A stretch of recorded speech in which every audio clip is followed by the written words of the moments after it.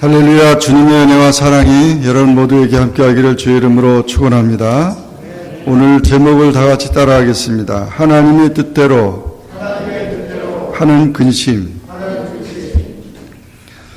사순절 기간입니다. 이 사순절 기간은 예수님이 부활하시기 전까지의 40일 전에 기간을 사순절이라고 그러는데, 우리를 위해서 십자가에 죽으시고 부활하신 주님을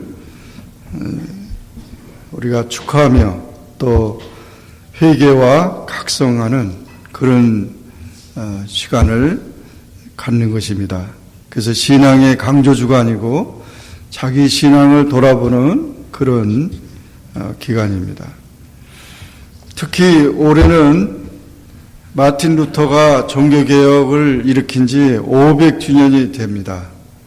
지난 주간에 독일에서 선교하던 목사님의 그 보고를 들어보니까 마틴 루터가 500년 전에 개혁했던 독일이나 또는 칼빈이 개혁했던 프랑스, 파리, 또 웨슬레가 개혁했던 영국, 이 유럽 전체가 지금 교회당은 어마어마한데 교인들이 없다는 거예요. 사라져가고 있고 너무 심각하다는 거죠. 그런데다가 테러 위험도 많고, 그런 것들을 보면 우리가 하나님을 섬기며 신앙으로 살아가는 삶에 있어서 중요한 요소를 우리가 잃어버리고 있지 않는가. 그것이 바로 회개입니다. 회개라는 말은 헬라어로는 메타노이아라고 그러는데, 메타노이아는 뜻은 활을 쏴가지고 관역을 그러니까 빗나갔다는 거죠. 탈선했다는. 우리 인간은 하나님께서 온전하게 창조하였고 아담과 이브로, 그리고 온 인류를 축복하신 것입니다. 하나님의 그 명령과 그 법도를 그대로 지키면 하나님의 은혜로 우리는 모든 것에 부족함이 없고 문제가 없이 평화롭고 행복할 것입니다. 그런데 그 아담과 하와 때부터 빗나가 버렸어요. 그 빗나갔다는 것을 뭐라고 말하냐면 죄라고 말합니다. 죄. 그것을 원죄라고 말합니다. 그래서 인간은 죄를 지어서 죄인이 아니라 우리가 죄인이기 때문에 죄를 짓는 겁니다. 누구나 다 실수할 수 있고 누구나 다 죄인이고, 모든 사람 한 사람도 빠짐없이 다 죄인이고, 잘못할 수 있고 탈선할 수 있고, 그런 유혹과 그런 시험에 넘어지는 그런 요소들이 우리 인간이 그런 상태에 떨어지게 된 것입니다. 그러나 하나님은 우리를 포기하지 않으시고 죄인된 우리를 구원하시기 위해서 아담과 하와 이후부터 그 피 제사를 통해서 우리를 용서하시고, 그리고 우리를 다시금 새롭게 돌아오게 한 것입니다. 그것이 바로 회개입니다. 그렇게 돌아오는 자는 은혜를 입었고 하나님의 축복을 받았고 살았지만, 돌아오지 않은 자는 그냥 버림을 당하고 말았던 것이죠. 그 많은 영혼들을 구원하고 돌아오기 위한 그 피가 바로 예수님의 피인 것입니다. 그래서 예수님의 십자가 그 사건이 바로 우리를 구원하게 하는 특별한 은총이고 축복인 것입니다. 그 십자가의 은혜를 받기 위해서 우리가 해야 할 일이 뭐냐? 인간이 할 일은 회개라는 것이죠. 그래서 회개를 오늘 여기 고린도후서 7장에는 하나님 뜻대로 하는 근심이다, 그렇게 말했어요. 예수님께서는 마태복음에도 말씀하시지만은 너희가 아무것도 염려하지 말아라. 먹는 것도 또 마실 것도 입을 것도 걱정하지 말아라. 다 하나님이 다 입혀주신다. 그렇게 하셔서 걱정하지 말라고 했습니다. 또 요한복음 14장에 보면 예수님께서는 제자들에게 너희는 마음에 근심하지 말라. 하나님 믿으니 또 나를 믿으라. 그렇게 말씀하셨습니다.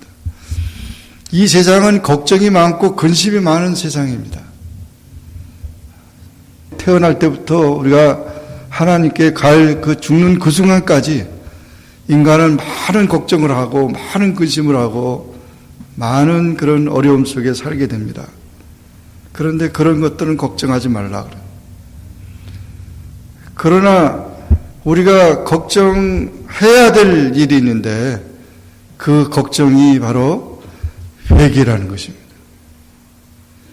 이 회개라고 하는 것은 우리가 근심해야 되고 우리가 슬퍼해야 되고 그것을 깨닫지 않으면은 구원에 이를 수가 없기 때문에 회개를 해야 한다는 것입니다. 여기 고린도후서 7장의 배경은 사도 바울이 고린도 교회를 개척했어요. 1년 반 동안 고린도 교회를 개척했는데 처음에 성장은 잘했는데 이 고린도 교회가 하나님의 말씀에서 탈선되는 겁니다. 교회 안에 부도덕한 그런 일이 생겨나고 여러 가지 분쟁이 있고 다툼이 있고 우리가 신앙생활하는 목적은 우리 죄를 용서받고 우리가 구원받고 하나님의 자녀가 되기 위한 건데 교회 안에 와가지고 다투고 교회 안에서 세상에 하던 그런 모든 못된 짓들을 교회 안에 가지고 하니까 기가 막힌 거죠. 사도 바울이 편지를 보낸 겁니다. 어떻게 너희가 태어났는데 너희가 어떻게 우상을 버리고 하나님의 자녀가 되는데 그런 짓을 할 수 있느냐 이런 책망의 그 편지를 쓴 겁니다. 그 편지를 받아보는 교인들은 아주 충격이었죠. 대사도가 이렇게 책망을 하니까. 그러나 그들은 그 편지를 받고 자기들이 잘못된 것을 회개했습니다. 교회 안에 잘못된 것을 치리하고 그 교회를 정결케 하고 성결케 했습니다. 그런 운동이 일어났어요. 회개 운동이 일어났어요. 나중에 사도 바울이 디도를 보내서 그 고린도 교회 형편을 다시 알아봤더니 그런 회개하는 운동이 일어나서 너무 기뻤다. 그런 것입니다. 사실 세상에서 우리가 기쁜 일이 많이 있겠죠. 생일이다. 무슨 좋은 경사하는 일들이 많이 있겠죠. 그러나 제일 기뻐하는 것, 하나님이 제일 기뻐하는 것은 죄인이 회개하고 돌아오는 것을 하늘에 있는 천군 천사와 함께 기뻐한다고 그랬습니다. 그래서 이 회개라고 하는 것은 굉장히 하나님 기뻐하는 일이고 또 자신이 돌아오는 것이 얼마나 참 귀한 일인지 사도 바울도 그 기쁨을 가지고 이렇게 편지를 하게 된 것입니다. 그래서 내가 너무 기쁘다. 그 슬픈 마음, 나쁜 마음이 있었는데 그 마음이 치유가 됐다는 것입니다. 그러므로 이 회개는 참으로 중요한 것입니다. 우리 신앙생활에 있어서 이 회개하는 마음을 우리가 가져야 합니다. 근데 회개라고 하는 자체는 자기가 죄인이라는 사실을 인정하는 것이고 그 자기가 잘못한 것에 대해서 책임을 진다는 그런 표현입니다. 그런데 오늘날 그런 모습들이 별로 없죠. 회개하는 영혼은 행복합니다. 어떤 사람이 하루를 행복하려면 이발소 가서 머리를 한번 깎아봐라. 행복해질 거다. 일주일을 행복하려면 결혼을 해라. 그러면 결혼은 일주일밖에 안 간다는 거죠.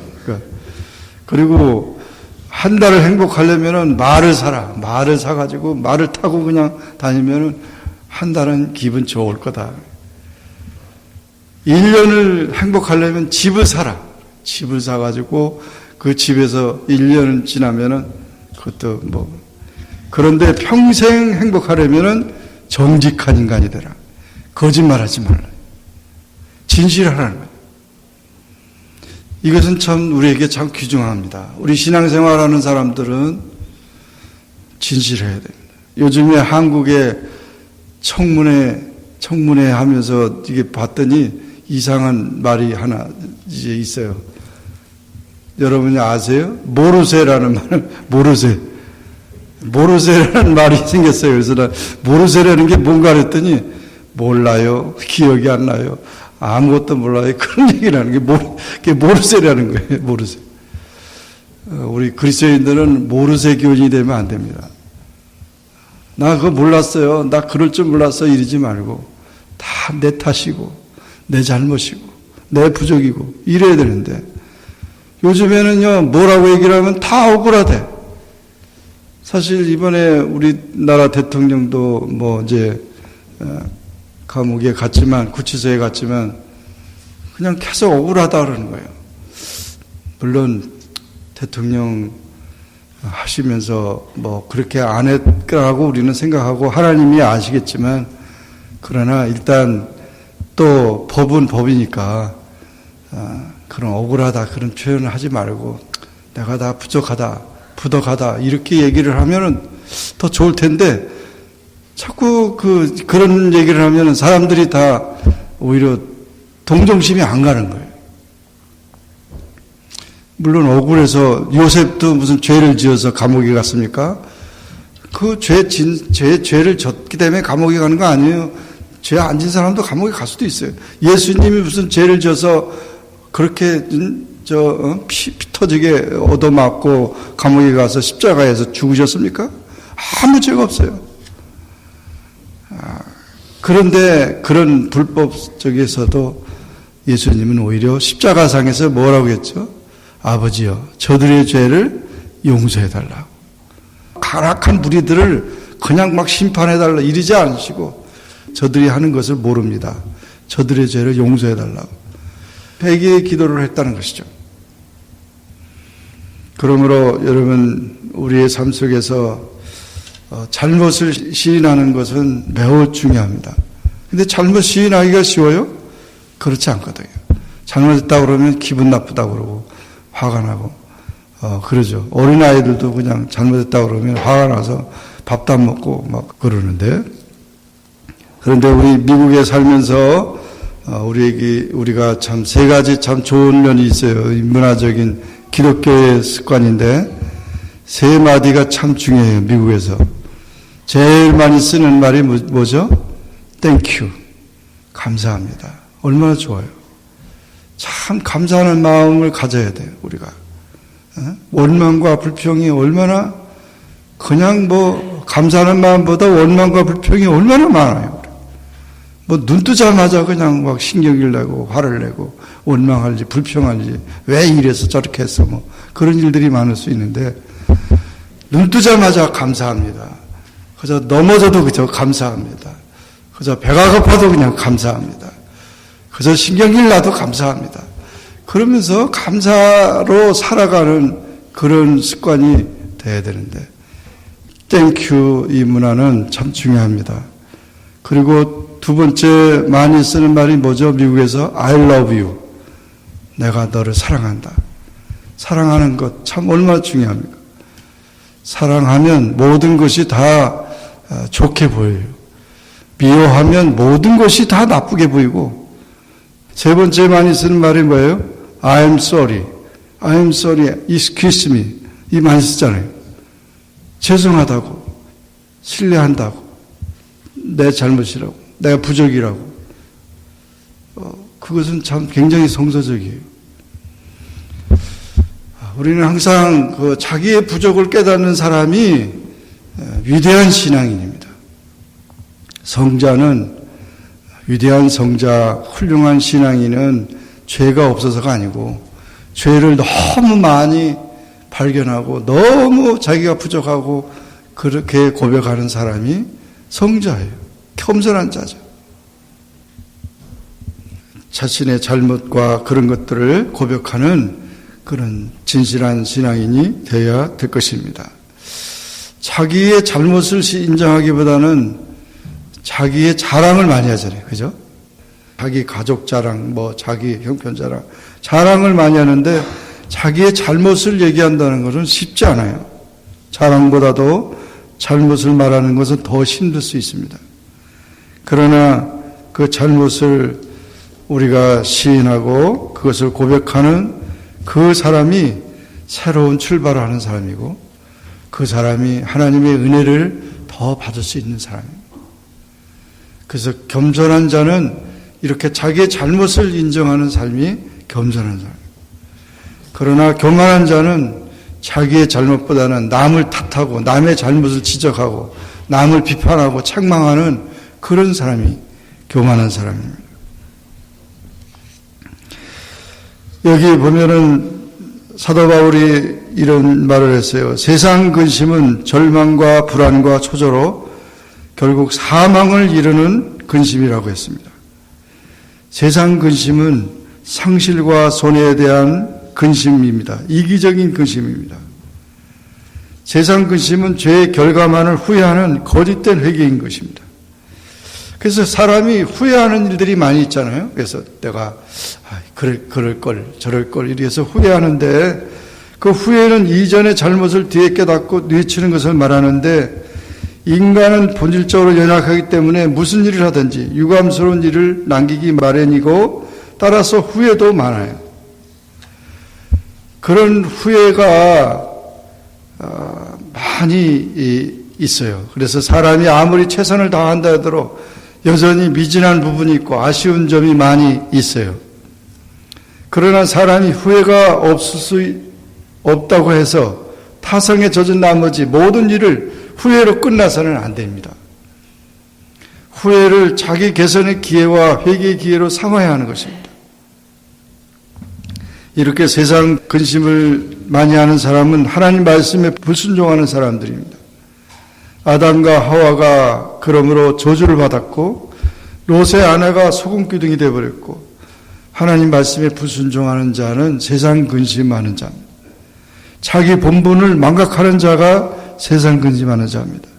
에서는 망령된 행위로 장자의 직분을 팥죽 한 그릇에 팔아먹었고 삼손은 그 자기 본분을 망각하면서 비참한 최후를 맞이했습니다.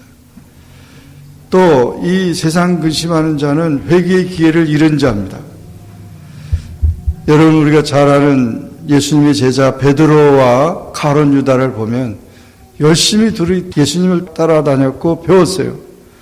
그런데 베드로는 실수하고 똑같이 잘못했어도 회개하고 훌륭한 재기의 기회를 가졌는데 가룟 유다는 회개가 없어요. 후회는 했지만 선생님을 은 30에 팔았다가 나중에 내가 잘못했구나 그런 생각을 했는데 그냥 회개가 없는 상황에서 자살을 해버리고 말았습니다.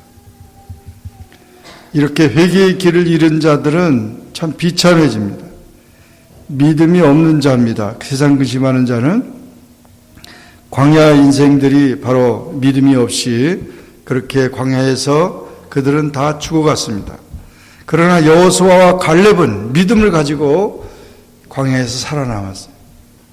세상 근심에 찌들인 자든 세상 근심에 사는 자들은 광야 근심, 애국 근심이라고 말하는데 어떻게 하면 이집트 간원에게 혹사를 덜 당할까? 어떻게 하면 고기 국물을 더 텁텁한 것으로 먹을까? 어떻게 하면 오늘 할당량을 빨리 채우고 일을 끝낼까? 어떻게 하면 10장이라도 돼볼까? 이런 그런 이기적인 그런 욕심에 이끌려서 세상 근심에 사는 자들입니다. 사도 바울은 사망에 이른다고 그랬습니다.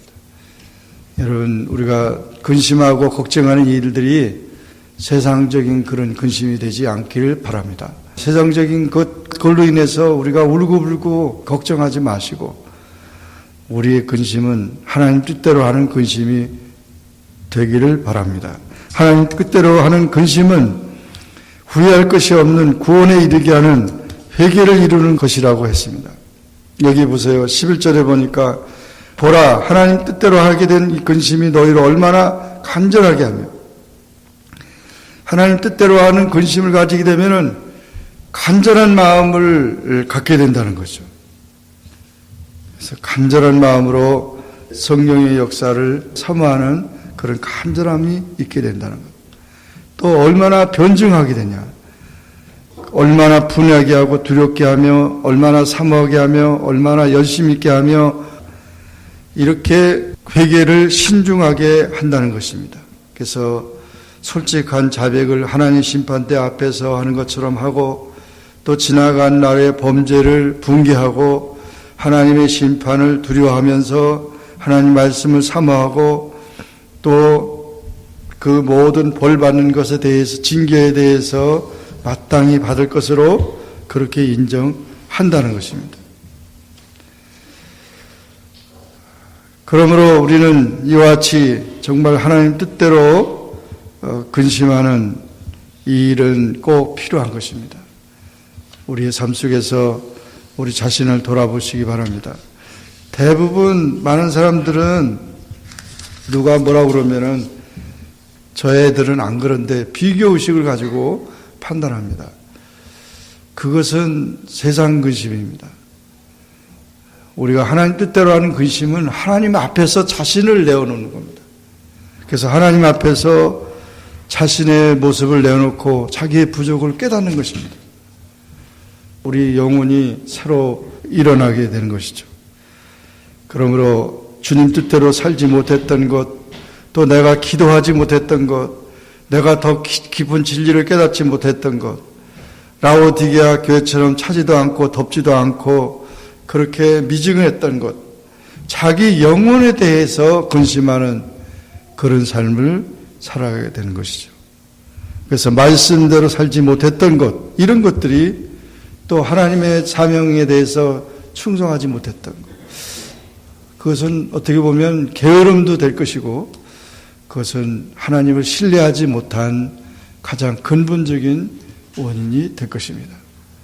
오늘날 우리가 종교개혁 500주년을 맞이하면서 우리 한국 교회도 그렇지만 우리도 그렇고 미국 교회도 그렇고 유럽도 보면은 회개 운동이 일어나야 된다는 것이죠. 회개 운동이 개혁 운동이고 그것이 바로 하나님의 그 은혜를 다시 한번 역사하는 부흥의 운동이 되는 것이라는 것이죠. 한 사람의 회개가 온 삶을 바꾸는 것처럼 그 마틴 루터는 우울증이 심했다고 그래요. 많이 울었다는 겁니다. 자기가 그 말씀을 깨닫고 안전할 수 없고 진리를 깨달았는데 그 전하려고 했더니 자기를 죽이려고 하는 많은 그런 어려움 속에서 많이 울고 몸부림쳤다는 거예요. 우리가 하나님 앞에 눈물로 기도하고 하나님 앞에 바로 서지 않는 한 우리는 아무것도 변화되지 않습니다. 모든 걸 바로 잡을 수가 없습니다. 그러므로 그런 운동이, 회개 운동이 우리 자신 개인으로부터 시작해서 가정, 또 우리 주변의 모든 민족들 모두가 다 그런 운동으로 일어날 때 하나님께서는 우리에게 크신 은혜를 주시고 새로운 기회를 주시며 새 삶을 주시고 하나님의 영광을 돌리는 그런 역사가 일어나게 된다는 사실을 깨닫고 늘 어떤 일을 무슨 일을 만나든지 간에 주님 제가 죄인입니다. 제가 부족합니다. 기도하면서 하나님의 크신 은혜 속에서 새롭게 변화되는 놀라운 역사가 여러분의 심령과 가정과 우리 교회와 또 모든 민족들과 모든 세계에 임하기를 주의 이름으로 축원합니다. 기도하겠습니다. 이 시간 우리 다 같이 통성으로 하나님 앞에 기도합니다. 우리 자신을 돌아보면서 우리가 회개하는 영혼이 될 때 하나님이 정말 기뻐한다고 했습니다. 내가 병든 것을 알고 내가 부족한 것을 알고 내가 연약한 것을 알고 그런 세상적인 염려 근심에 잊지 말고 오직 하나님 뜻대로 하는 근심 속에서 자신을 찾기를 바라고 있습니다. 이 시간 주님 나의 모습, 나의 이 추하고 더럽고 병나고 이런 연약한 이런 모습들을 이 시간에 내어놓고 하나님 앞에 기도하면서 주여 우리를 불쌍히 여겨주시고 우리를 구원하여 주시옵소서 기도하기를 바랍니다. 다 같이 통성으로 기도합니다. 거룩하신 하나님 아버지 은혜를 감사합니다. 이 시간 주님 앞에 기도합니다. 하나님 아버지 우리들의 부족하고 연약한 모습들을 내놓고 기도합니다. 오만했던 우리들, 거짓된 우리 자신들을 또 부족했고 남을 비평하고 판단만 했던 우리들을 아버지 이 시간 용서해 주시기를 원합니다. 아직도 허물을 깨닫지 못하고 아직도 무엇이 잘못인지 깨닫지 못하고 교만하고 아버지 하나님 불의했던 우리들을 이 시간 회개하오니 주여 용서해 주시고 우리를 불쌍히 여겨주시고 우리를 구원하여 주셔서 하나님의 은혜 안에서 살 수 있도록 도와주시길 원합니다. 내가 염려하고 걱정하는 모든 일들이 영적인 문제라는 사실을 다시 한번 깨닫고 하나님과 바른 관계 하나님 앞에서 바로 살게 될 때 모든 문제가 해결되는 것을 믿습니다. 주여 우리를 불쌍히 여겨주시고 또 우리가 당한 아버지 하나님이여 민족적인 어려움이나 나라의 어려움이나 또 아버지 하나님 모든 우리 형편과 가정과 모든 면들을 주여 불쌍히 여겨주시고 구원하여 주시기를 원합니다. 회개 없이는 절대로 우리가 아버지 하나님의 은혜를 입을 수가 없사오니 주여 모든 잘못된 것을 깨닫고 주님 앞에 돌아오며 하나님 앞에 바로 살 수 있는 모든 영혼들이 되도록 도와주시고 우리 가정이나 우리 모든 자녀들이나 우리 모두가 다 바르게 돌아와 하나님을 잘 섬길 수 있게 은혜를 베풀어 주시옵소서. 예수님의 이름으로 간절히 기도하옵나이다.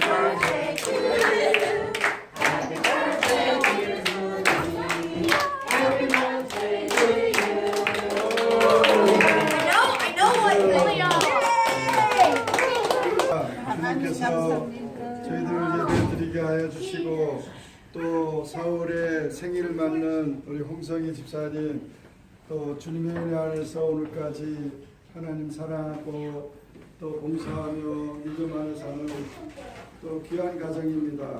하나님께서 우리 용준 형제님과 함께 주의 영광과 은혜 속에 승리하게 하시고 앞으로도 하나님께서 모든 일을 복되게 하셔서 주의 나라 주의 영광에 귀한 일꾼 되도록 축복하여 주시옵소서. 오늘 또 귀한 식탁 준비한 손길 위에 축복하시고 기쁨으로 교제. 안녕하세요 했잖아 지금. 아니 너 안 찍을게 저로 가 그럼. 안녕하세요. 안녕하세요.